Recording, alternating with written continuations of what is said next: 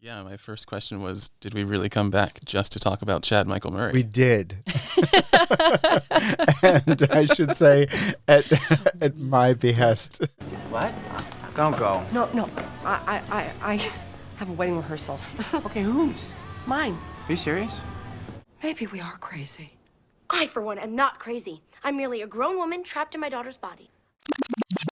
If someone were, for some reason, unaware of this film already, you would need to know. It's a joyful Disney movie with Lindsay Lohan and Jamie Lee Curtis at the height of their powers. It was a feel-good family movie with some problematic representations.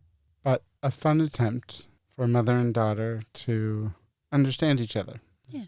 It's the ultimate body switch story, and 2003 was a different world. In a pre-Obama era. And once you accept that, like, you can have a really great time. My view has completely changed because I had been entirely dismissive of it prior to, and I would like to apologize to everyone involved in the project. And Jaclynn's pointing at herself that I owe her an apology as well. I didn't know I was so overtly... Your face screams. Don't sorry. That's true. So sorry, Jaclynn. Thank you. I was confused as to why we started down this journey of the Freaky Fridays, but now I am amused and in tears. I was very impressed by the level of detail and expertise that went into it, even though I didn't enjoy it, even though the movie left me wanting more from it. It's okay if you didn't enjoy it. No. I did, like, I will give an example. When I'm teaching, I'm getting things when they're not fully formed. When they're not very good? No. Sorry, I'm done. I won't. When they're not fully formed yet. Yeah, it's an important distinction because in this, it's much easier because so much time and effort has gone into it that I can just say, oh, it's not any good. But in engaging with it with you two and seeing, in fact, that there was a lot of craft and a lot of expertise that went into it. And I think when we spoke the last time, like I made the baseball analogy, like anyone who's a Major League Baseball player is obviously good, even though they're not good compared to, even though they might not seem good to each other. Like if you take the worst baseball player and put him against me, that guy's like far and away the better. And this is done with so much skill and so much, and it's so smart, even though it left me wanting more from it. Working on this and seeing this with you two and watching it with you two in mind really makes me appreciate all the effort that went into it. You are a very nurturing teacher. Yeah. You would never take this like level of rigor to like the first 5 to 10 drafts. Yeah.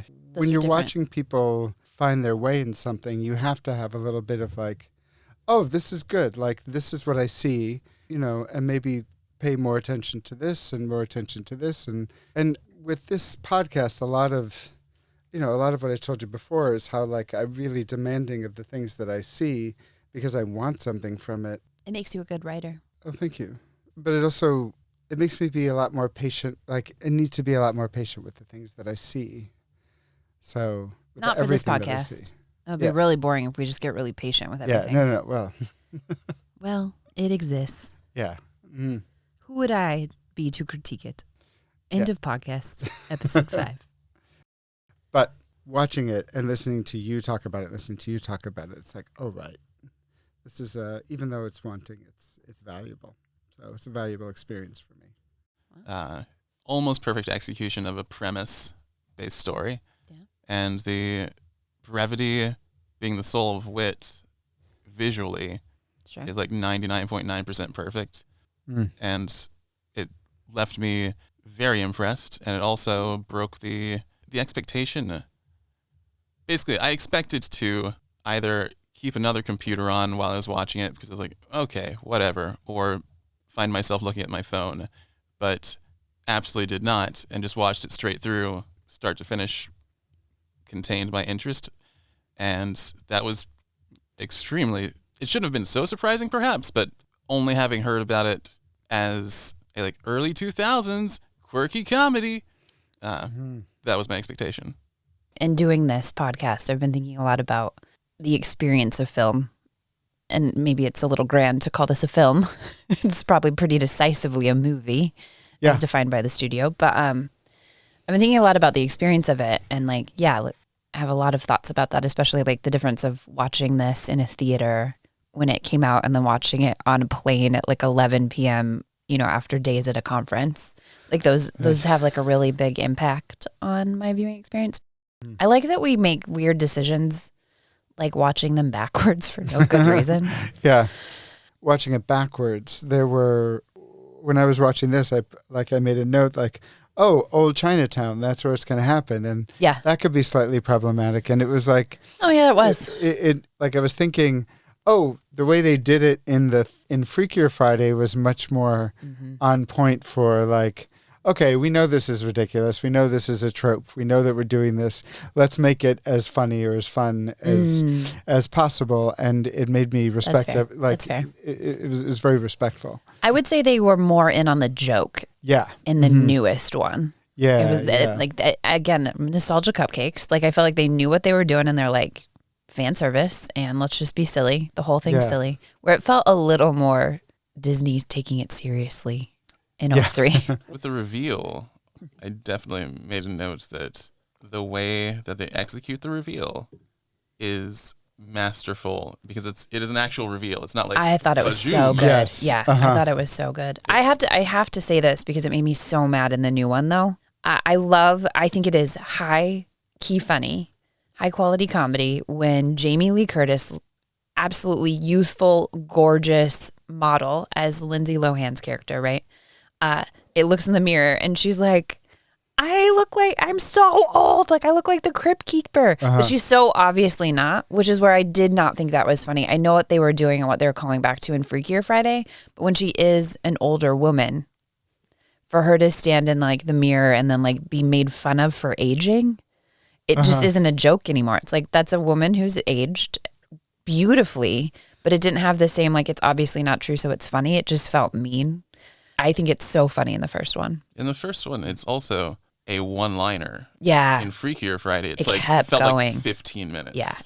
It was. Okay. Yeah, I don't remember that. I honestly don't remember. It just felt like a well-written joke in this one, I thought. And like, it's fun because it's what a 17-year-old would say or 16-year-old would do. You'd be like, oh my God, I'm 40.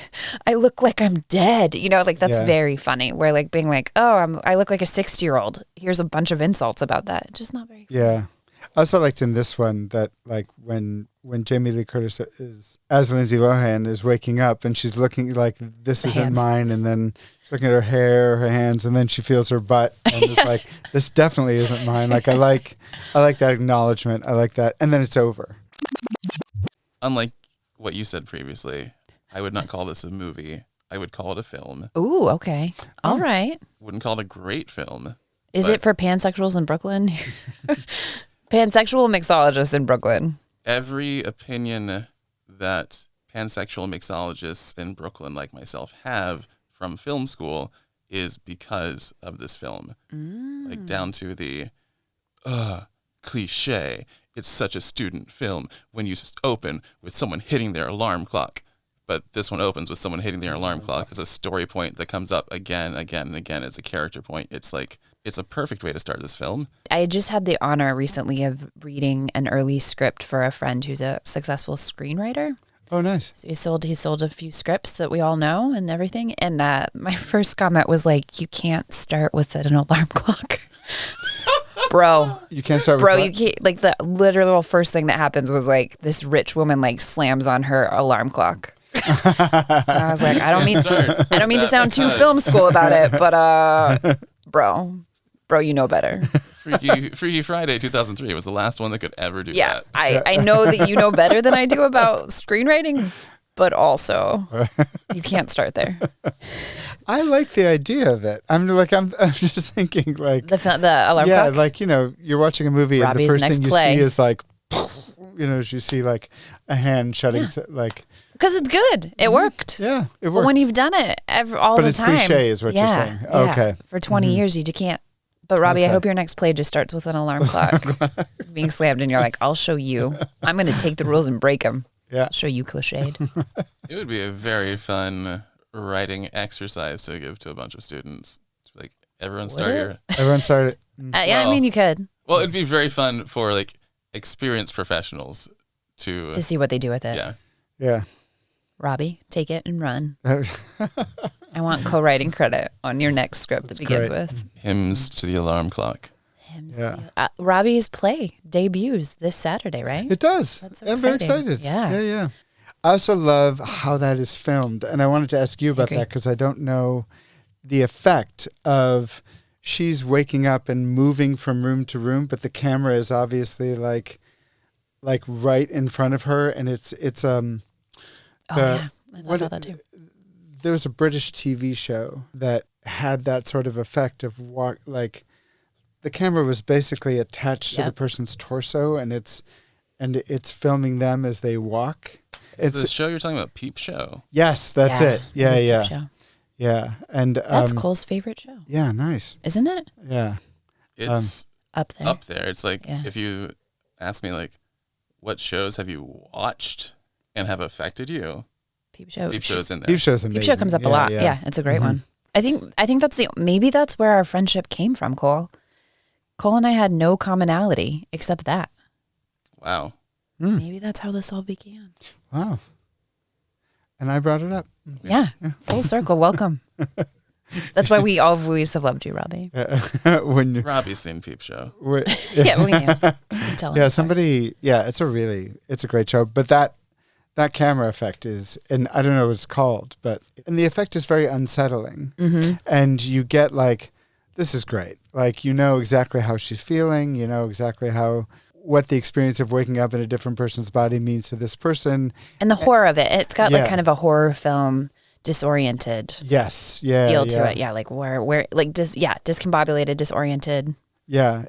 And all of the camera work is also going just a little too hard for the story itself, to the point that, just like Robby said, it's great. Yeah, it was so well filmed. Yeah, the shot that you're talking about where she's lying down and the camera is like, feels like it's on its side, and then it rolls up with her, and then follows from the front of her is the arguably number one or number two camera shot in like the commercial world right now. Like, we're attached to the character as we walk through the room. It is, yeah. We're attached to the Coke bottle as we walk through the room. Mm-hmm. That is the oldest shot I've seen of that, and the only older one, which I haven't seen these movies in their entirety, but I will listen to any interview with Matty Libatique that I can find, and he's done a ton of Spike Lee films, and he's just always like, when do we get to do the shot? Which is... I mean, it'd be fun. Yeah, camera right in front of the character, and they aren't walking through the space; they're being dollied or wheelchaired through the space. Oh, right. That makes sense because we're gliding with Lindsay. Yeah. Which also gives it that disoriented, because she's not moving like you would expect. That's right. No Yeah, it's You're right. No. And she that's couldn't. right. She's like floating because she wouldn't like be able this. to see. Yeah. Yeah, that's cool. And bumpily, if that's a word. Like, it's just sort of like... There are aftershocks. Hey, speaking of, there is an earthquake in this. Yes, I want to talk about that a little bit. Perfect. I do, because it's part of a much larger thing that I've been thinking about in terms of both of these movies. And I think the earthquake happens when they're both on the opposite sides of the bathroom door at the beginning. I thought that was a nice shot. Yeah, I like that shot too. It's a split screen. I love a split screen. Yeah. So shady. I do. I love practicals and I love a split screen. Yeah. I'm not going to apologize. And it happens, but no one else notices it. Right. So when they come out, everyone's like, What earthquake? What earthquake? But then when they go back into each other's bodies, that too. Everyone notices it. It was in the restaurant with everyone, as opposed to separate. And I believe in Freakier Friday, it was the same thing. Mm-hmm. In Freakier, I feel like everyone did not in the beginning. Okay. And then everyone did at the end. Yeah.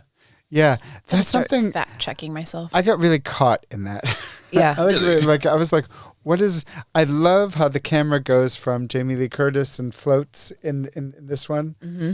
No, from from Lindsay Lohan and floats all the way over to Jamie Lee Curtis. Mm-hmm. Like, I like that because it's like, okay, this is clearly they are now switching back into each other's bodies, and I like the camera soaring over the room and everyone responding to the earthquake. But I was like totally taken out of. I wasn't affected by it because I was like, what is going on here? Like how does this work? I can make a case. I can make a case for it. Make a case. So my case for it is that at the beginning, they're both pretty self-involved and they don't have any real respect for each other's lives. And so it's really truly a story about like mom versus daughter and like not listening to each other, not caring about each other's lives, being like, you're so selfish because you play in a band and you're a bad kid. You're so selfish because you're going to go marry somebody 3 years after my dad died. And so it's very like about the two of them. And so they're separate. They're the only two who feel the earthquake. But the whole thing that gets them back in each other's bodies, right, is that they start to understand each other's lives. They start to respect each other's lives. They like integrate better. Mom welcomes in the band and her daughter's talent and like the boyfriend, all these things. And then like daughter accepts the fiance and new life and like, you know, letting him in. And so then everyone's more, and the way that the like kid brother interacts with the sister, like everybody sort of understands. And so now it's about everyone. Right. I can make that case, but I think that's pushing it. But like, because I went somewhere. But I noticed it too. Yeah, I went somewhere similar with that. Not as specific, but I was like, oh, it must have something to do with the way the relationship is panning out, you know, or has changed from this experience, and which is an idea that I like. But there were so many elements like this that were hinted at but not explored, and it drove me crazy. Which again, like to take these movies too seriously is to do them a disservice, frankly. But you know what? It's a little bit their fault because they bring it up. You know, it's like this idea of a child who's having a problem with her mom getting married because she misses her dad is it's a thing. It's you know, serious. and it's a potentially serious thing, and they make a point of bringing it up. And so when they bring something up, I want them to like explore it. And the reason as a viewer that it drove me a little bit crazy was because I was like, you have this great thing. Yeah. And I want to know about it. And it had so much to do with the climax and the teary part of it. I mean, it was the whole anchor of it, to be honest. It really was important. That's fair. It wasn't terribly explored. It's like Chekhov's gun. Yeah. Mm-hmm. They never fired. They put all these guns in scenes. Mm-hmm. Yeah. They didn't fire them. You're welcome, Cole. I wish that your face right now could be a sound. It'd be like whatever judgment face sounds like, Cole is doing it.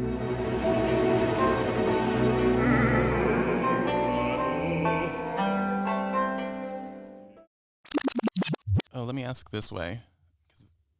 When did each of us cry? It was the speech. It was the speech that Jamie Lee Curtis gave as Lindsay Lohan about her dad. And I didn't have any favorite lines in this except for that speech. The guitar scene always gets me. It just always has. I like it. Mm-hmm. Makes me happy. Hits my heart. But I will say the Mark Harmon, when he's like admitting how much he likes this new daughter and what he's doing and how he's trying. And that's probably where I really, I thought that was real sweet. Yeah. That's where the movie kind of opens up a little bit. Like it starts having feelings. Oh, this is the heart of it. This is what I wanted the movie to be. Fair. Yeah, I wanted more of this. More of it. Yeah. Cole, what about you? Yeah. Very curious. I cried in the beginning. Because you had to watch it, or what do you mean at the beginning? Be more specific, please.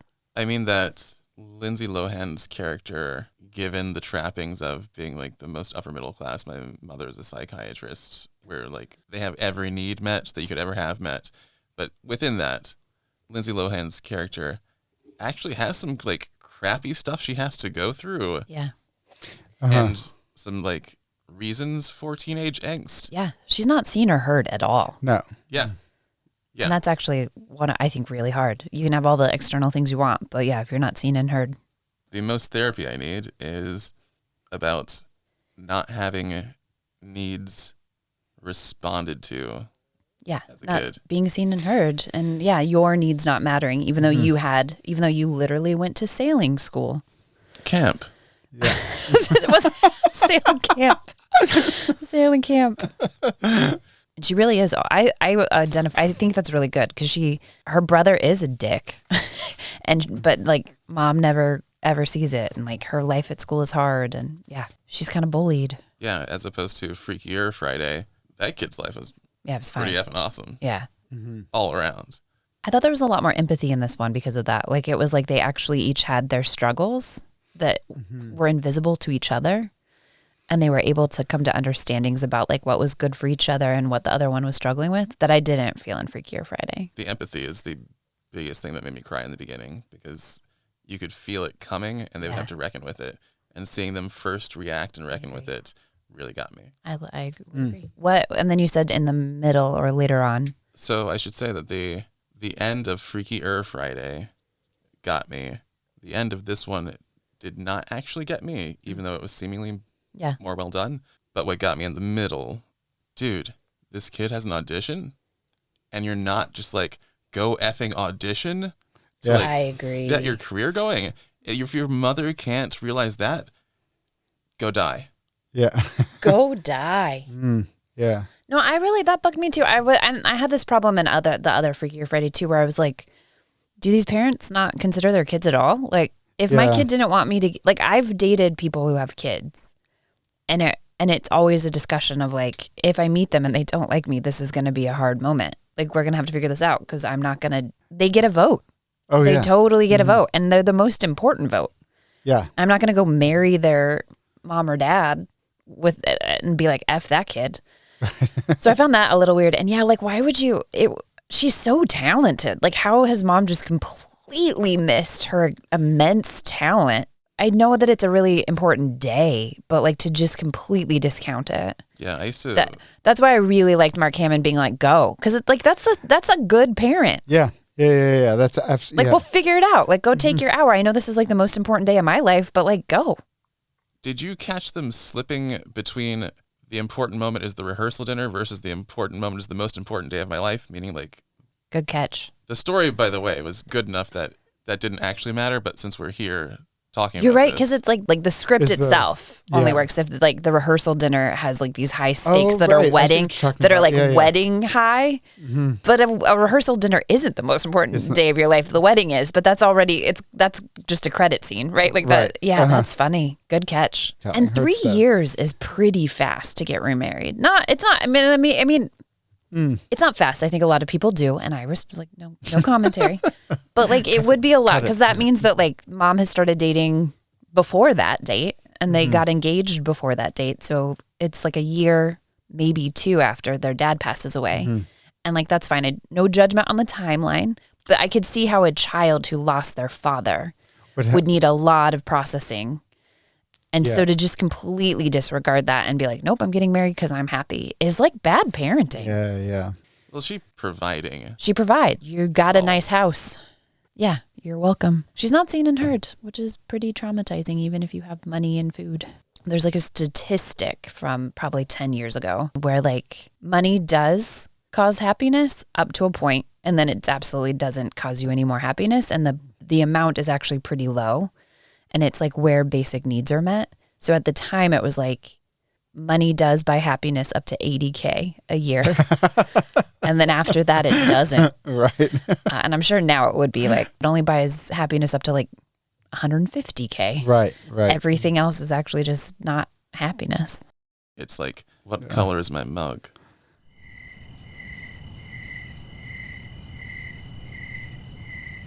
Let me tell you something. There ain't no good that ever come from telling nobody nothing. But the entire forest is so confused. Even Jaclynn and Robby. My question is, why would you even care what that city slicker even thinks? Dude comes up here once a year to peep the leaves. His mug is clearly blue.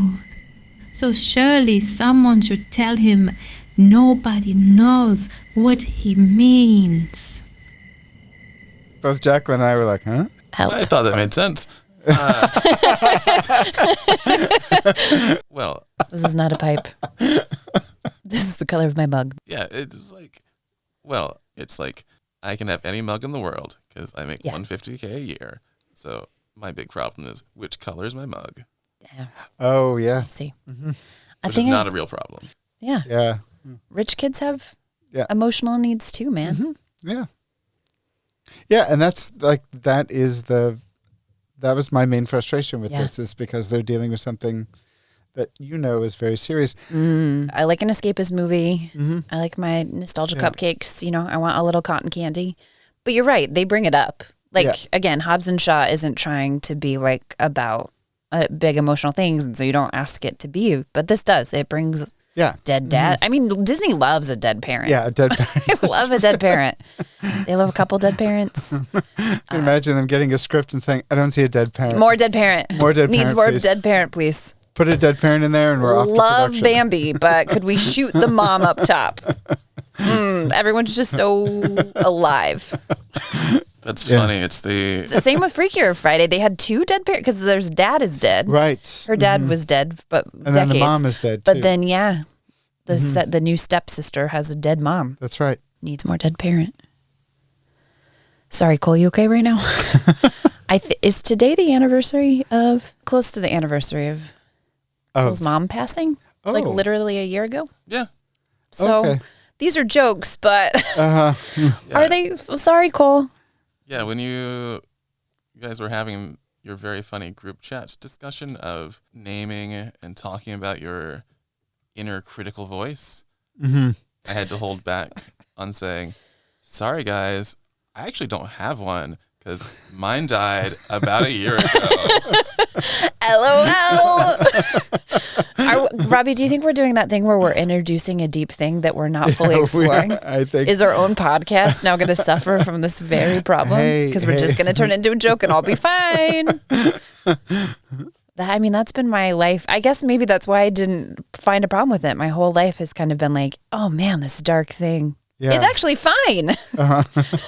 Let's go listen to bad music and eat pizza. I really do want to understand, Anna. Communication. That's all it takes. Serious question. I doubt it.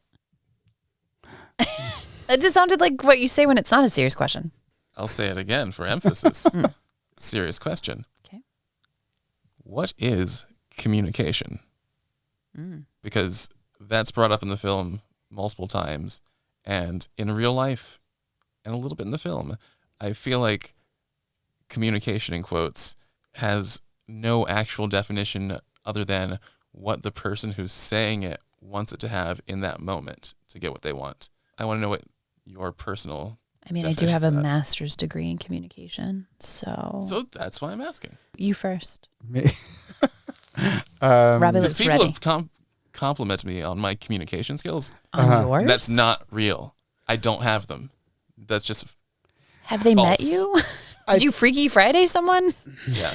I think what makes a good communicator is that a person actually lets you know what's going on, and knowing how to express themselves, knowing how to express what they want. If you're able to express what you want or what you're thinking in an effective way, then people know where they stand. But that doesn't only include like verbal communication. There's like many ways to communicate. There's physical communication, there's behavioral communication, like. Yeah, there's a saying you can't not communicate. Right. So like even if you aren't talking to someone, the very act of not talking to them is communicating. And in this one, I think it's shorthand. Like communication is shorthand for why people aren't understanding one another or getting along. And so we have to communicate more is just shorthand for we have to understand each other better. And I'll expand what you're saying, sort of, Robbie, which is I think it's more dynamic, and being a good communicator is about listening. And I think we've really touched on the fact that isn't happening at the beginning of this film. And so it's very much about like, are you listening and responding? And are you engaging? And is it like a dynamic thing that happens between people? Or are you just waiting to speak and you're just trying to get your thoughts across? And that's where they start, right? Like technically they're communicating. They're like, I don't like this. I don't like that. I don't like that you do that. Like they're saying things out loud that are true.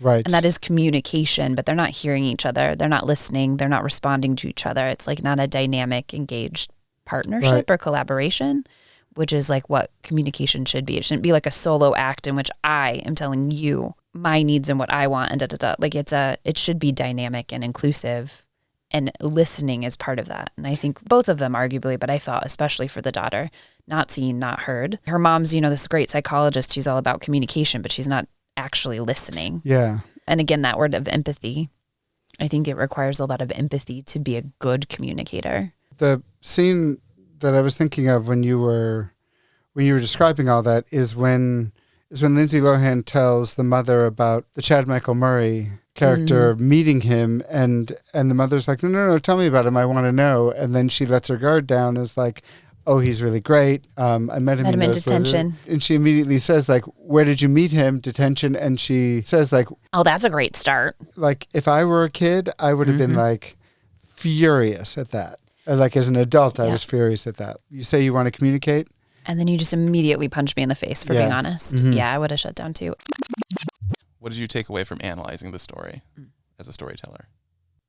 That's such a good question. I mean, I didn't think about it until we had this talk, but something I complain about a lot, which is like, we don't need the dude. Mm-hmm. We don't need the dude. And I think that a lot in movies. It's like, oh, God, this was so close to being good. And then they were just like, we should probably put a dude in it. Mm-hmm. And if you take him out, we could have gone a lot deeper, I think, in some more interesting emotional ways.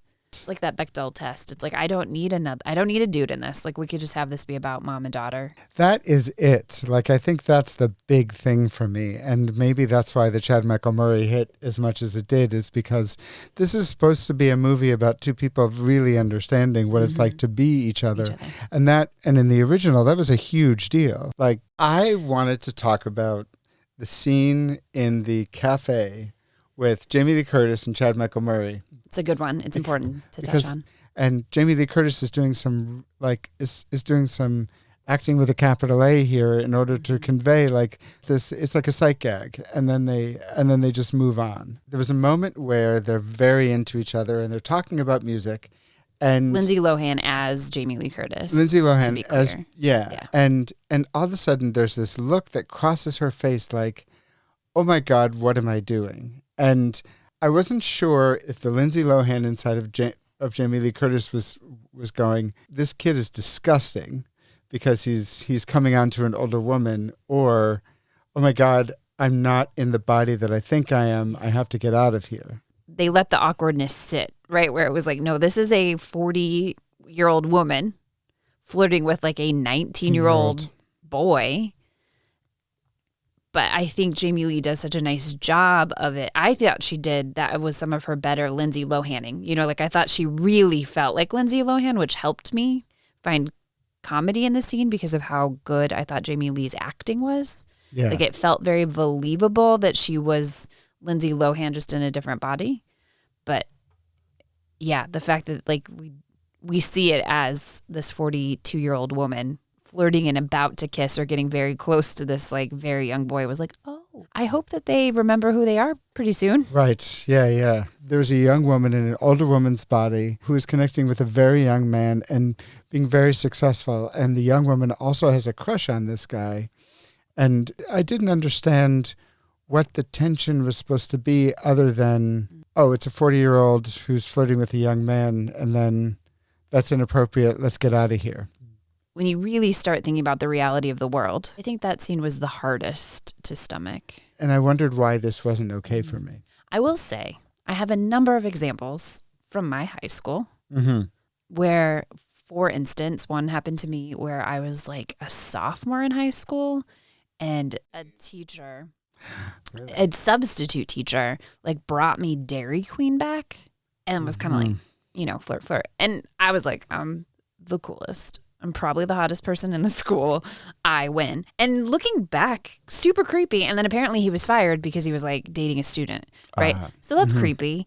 And then like there was a police officer who ended up dating one of our cheerleaders. That's why it struck me as, oh, this is substantial. Like this is a substantial scene. That there's a young woman in her body, and also that this is wildly inappropriate. I think what disappointed me about it was that was it. Like, it didn't say anything about their relationship. It didn't say anything about Lindsay Lohan understanding more about her mother's experience. Yeah. It's not about them. It's not about the two women and their experiences. I have notes, by the way, to say Britney Spears. Wow, fun. I feel like you... Respect. I would love to know, if I had never... What does Britney Spears mean to you? Everything? I don't even know how to define that. I do. I love Britney. I think she... I don't want to tell the actual story. You don't want the real story. Whatever. She had a profound impact on me in college. I tried really hard to be a certain kind of person who was like a little highbrowy, very intelligent and into cool things.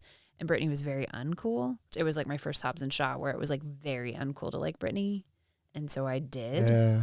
I looked a lot like her when I was younger and she was younger. I was like dyeing my hair super blonde. And so I would like go to parties in college and they would like stop the music and play Britney Spears songs when I'd get there. Oh my God. Yeah, it was wild. And then so I started to lean into it. I drove home. I had this like a little white Mazda Miata and I had this like bleach blonde hair. And I pulled into my trailer park and all of the kids in the neighborhood like came running. Like they followed me all the way to my house and was like, Britney Spears, Britney Spears. Like it was like a pretty weird thing for like a couple years. And so I just started to lean into it because it was kind of like a lot of my favorite memories became attached to her because like I'd be at a party and like it would play like I'd be out and like people would ask for my autograph and then like my friends would tease me about it. So then I just started to lean into it. And then I did like a big college project where like TRL was the thing and like Carson Daly. So like my professor, Brian Ott, Dr. Ott, played Carson Daly and I played Britney. I don't know. It just was like a pivotal college moment where I was like Britney. And so then like that got quoted back to me a lot. Like I made like dumb little Britney jokes, you know, and then like people would give me Britney Spears stuff a lot. Her and I just became in my mind really tied. And then I just like leaned into it. And then I just actually like, and ironically trying to like her and sort of like make fun of myself. She's so talented. She's like incredibly charismatic. Like whether or not you think she can sing is actually not the point. She's an incredible performer. She puts on an amazing show. I've seen her like multiple times, like flew to Vegas to see her like twice. She's incredible. I think she is beautiful. So I was very honored by the comparison. We looked less and less alike like all the time, but like she's top tier. I wrote like a thesis paper about her. The contradictions of navigating myself. Oops, I did it again. The contradictions of navigating myself. I got an A+ on it. It got me into grad school. You know, like, I don't know. She just is like, I don't know. I just am a huge, I love Britney and she has this like huge place in my heart. And so. Oh my God. Yeah. Why did we not have this conversation before when you were working on your show? There's still time, Robby. That is fantastic. I know we're supposed to be making fun of each other, but there is there's no way to make fun of that. That is makes fun of itself. Amazing. Oh. I love it. I love it. I love it. I love it. I take myself way too seriously, way too much of the time. So starting with Britney Spears, like embracing these things that I just enjoy, changed my life. Britney Spears also contributed to my sort of understanding about how old I was. Oh. Yeah. I was in Italy. I was teaching English to a bunch of teenagers in a sports camp. Oh, wow. And Britney Spears was huge at that time. It was a tennis camp, and they had the English program so that parents would think that going to the camp was respectable, you know, so that the kids could have like a bridge English lesson from like a real native English speaker. Which was you. Yeah, and it was tennis, and it's a very physical sport, and all the kids were incredibly physical and almost like feral, and I was 29, and I thought I was hot shit because I was in Italy. I was in Italy. 29. I was studying theater. I was teaching English at a tennis camp in the mountains. You were hot shit. But these kids were like, those kids were hot shit, and they had pheromones like. You could just see them like screwing each other. I don't know. It's like I don't know. Is this a family? Is this a family podcast? One of our main listeners is your child. But you tell us. It frightened me. Yeah. Like it really frightened me to watch how much they wanted each other. And so overtly, and Britney Spears was huge at that time. And they were singing her songs, and they were... She was so sexualized. Yeah, so sexualized. And I was like, oh my God, like, I'm older. I'm no longer that. And also, I'm a little afraid. Like, I'm a little afraid for them, and I'm a little afraid for myself. She was so hyper-sexualized. Yeah, it was really... The schoolgirl outfit, the snakes, I did love the snake, the MTV snake. You liked the snake? I did. Yeah. Banana. The snake's name is Banana. I love everything she does. Like, truly, I love everything she does. Absolutely. Did you read her book? Yeah. Okay. I bought it. I pre-ordered it. Uh-huh. And then it didn't come fast enough. So then I... Did you go and buy it? So then I went, I went to the Strand and bought it again. And then I had to get on like a subway, or like I had to go do something. So then I bought it again so that I could read it like on the subway in digital form. I bought it 3 times in the same day. What's the number one thing that you want to say about this story? It's a really fun story that I wanted so much more from. I found myself just going, just dig a little deeper, dig a little deeper, dig a little deeper. If I have no faith in you at all, I don't expect more out of you. The thing I take away from it is that I'm continually surprised. All it takes is some good lines and some great acting in order to really make me cry. It gives me faith in the movie, and it gives me faith in myself. I do have feelings. That I'm open to that. We have got to get out of here. I acknowledge that there's a lot going on. It seems like a good time to do favorite lines. I don't love being outsmarted by tall, flightless birds either. But we got dressed up. I mean, we're in pleated periwinkle safari shorts. Cool, yeah. How about if we just go ahead and do favorite lines? All right. Naked Ostrich, you finished? Jaclynn, Cole. I think it would behoove us to move on to favorite lines immediately. Who pissed off the bird and why was it Cole? Bye, Naked Ostrich. No, you look great.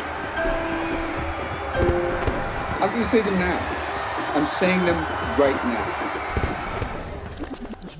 Oh, it says, root canal. That's not fair. They're not my teeth. Root canal? That's not fair. They're not my teeth. Root canal? That's not fair. They're not my teeth. Root canal? That's not fair. They're not my teeth. Root canal? That's not fair. They're not my teeth. Root canal? That's not fair. They're not my teeth. Root canal? That's not fair. They're not my teeth. Root canal? That's not fair. They're not my teeth. Root canal? That's not fair. They're not my teeth. Root canal? That's not fair. They're not my teeth. Root canal? That is not fair. They are not my teeth. Root canal, that's not fair, they're not my teeth. Root canal, that's not fair, they're not my teeth. Root canal, that is not fair, they are not my teeth. Root canal, that is not fair, they're not my teeth. Root canal, that's not fair, they're not my teeth. Root canal, that's not fair, they're not my teeth. Root canal, they're not fair, they're my teeth. That is my teeth.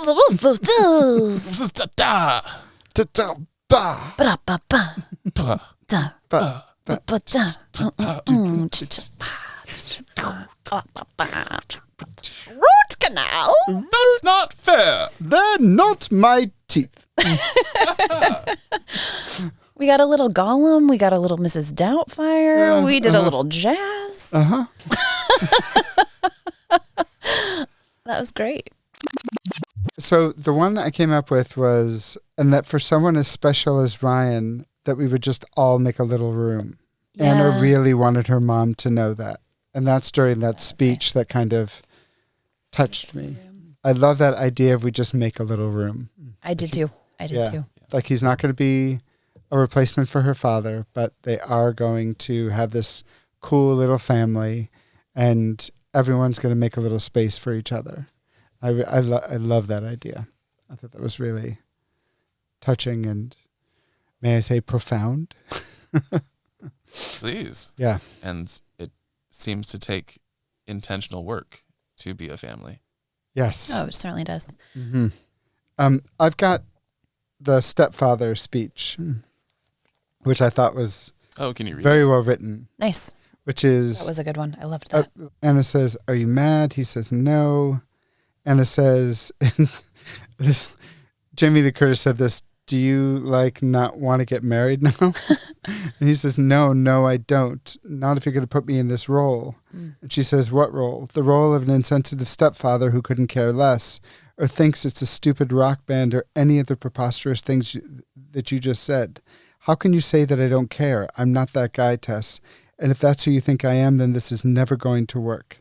When I fell in love with you, I knew you came with a history and a family, and I respect the hell out of that.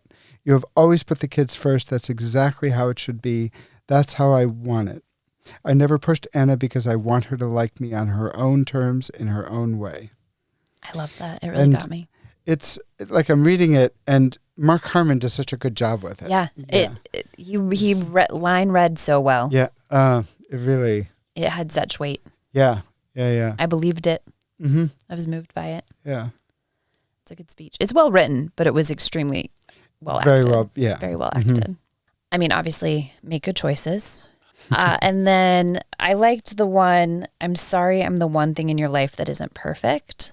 Just because I think that's why this movie hit me so hard back then. Lindsay Lohan's character said it to Jamie Lee Curtis. "I'm sorry I'm not the one thing in your life." Because she was trying to control her so hard and make everything perfect in this very external but not honest way, which I think we've really been exploring. It's like Jamie Lee Curtis's character really wants everything to seem perfect, but she's not doing the very thing she's talking about in her own book or as a psychologist. No.